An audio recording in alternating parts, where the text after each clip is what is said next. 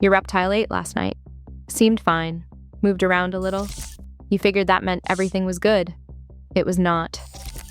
There is one feeding mistake so deeply baked into reptile care culture that most owners repeat it every single day without knowing. No warning signs, no obvious symptoms, just slow, invisible damage building up inside your animal over months. I am a reptile vet, and today I'm going to show you exactly what that mistake is, so you can stop making it. The problem. Every week I see reptiles in my clinic that are sick for the exact same reason. Not because their owners do not care, not because they bought the wrong animal, but because they were taught something that sounds completely logical and is completely wrong. We are talking about how you feed your reptile, not what you feed them. How and when you feed them matter. I want to be upfront before we go further. This is not some rare edge case affecting a small group of owners. Based on what I see in my practice and the research that has come out over the last decade, the majority of reptile keepers in the United States are making this mistake right now, today, without any idea that it is slowly compromising their animal's health.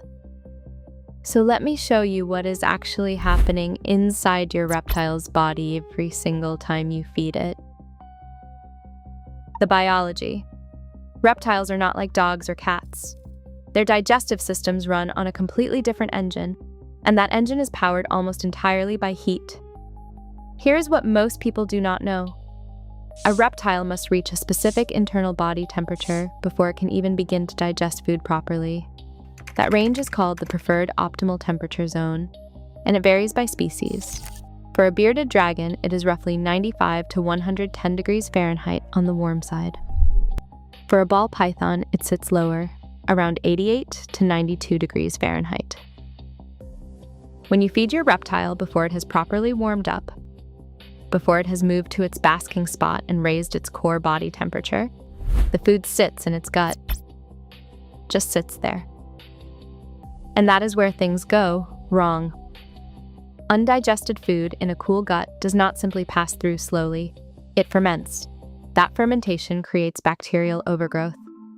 Over time, this leads to a condition called dysbiosis, an imbalance in gut bacteria that causes chronic illness, immune suppression, and in serious cases, full systemic infection. This is not a dramatic, sudden event. It is a slow leak in your animal's health that most owners never connect to feeding habits. The mistake. So what is the specific mistake? Feeding at the wrong time of day? Here is the scene that plays out in households across the country every single evening. You get home from work, it is 6 or 7 o'clock. The basking lights have been on a timer, but they shut off 2 or 3 hours ago because that is what the care sheet said for a normal light cycle. The enclosure has cooled down. Your reptile has moved off its basking spot, and then you feed it. You do it because you are finally home, because the animal looks alert, because it is convenient, and because nobody ever told you that the timing of a meal matters just as much as the meal itself. I have watched this single habit quietly destroy the long-term health of animals that were otherwise perfectly kept. Beautiful enclosures, proper humidity, high-quality feeders, owners who genuinely cared.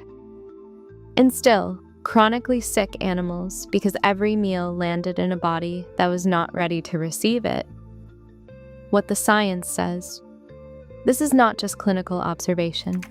Research published in the Journal of Herpetological Medicine and Surgery has confirmed repeatedly that the thermal environment at the time of feeding directly controls digestive enzyme activity in reptiles. One study tracked bearded dragons over a 6-month period and found that animals fed consistently during their thermal peak showed significantly better nutrient absorption and far lower rates of gastrointestinal complications than animals fed during cooler evening hours. The conclusion is not complicated. Timing is not a minor footnote in reptile nutrition. It is one of the most critical variables you control as an owner. The fix. Here is exactly what needs to change. Feed your reptile during its thermal peak. For most diurnal species, Animals active during the day, like bearded dragons, blue-tongued skinks, uromastyx, and most chameleons. That window is typically between 10 in the morning and 2 in the afternoon. The basking light should be running for at least 2 to 3 hours first, giving your animal time to fully warm its core. For nocturnal species like leopard geckos or crested geckos, feed in the early evening, right as their active period begins, while the warm side of the enclosure still holds heat from the day. For snakes, the same logic applies. Feed during or just before their natural activity window, and make sure the full thermal gradient is established before you offer prey. After the meal, keep the basking light running for at least 2 more hours. Do not let the enclosure drop in temperature immediately after feeding. Your reptile needs that sustained warmth to move food through its system efficiently. One practical tip I give every client is this: if your schedule makes daytime feeding genuinely impossible, consider adding a secondary heat lamp on a separate timer that runs a bit longer on feeding days. A small adjustment to your setup can protect your animal's digestive health for the long term.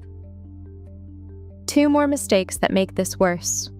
As long as we are covering feeding, I want to flag 2 additional mistakes I see constantly that stack on top of the timing problem and make everything worse.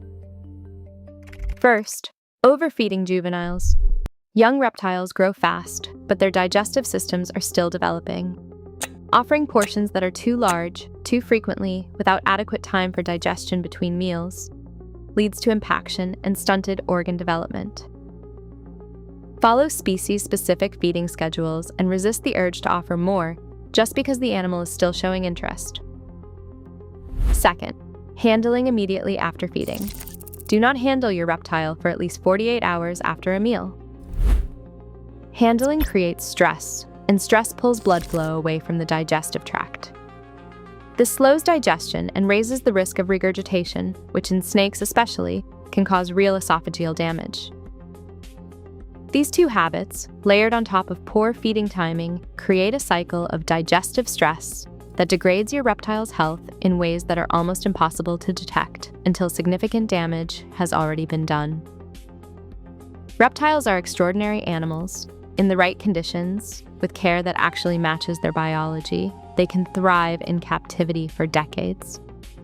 The mistake we covered today is completely fixable. It costs nothing. It just requires changing when you do something you are already doing. If your current routine does not match what we talked about here, adjust it this week.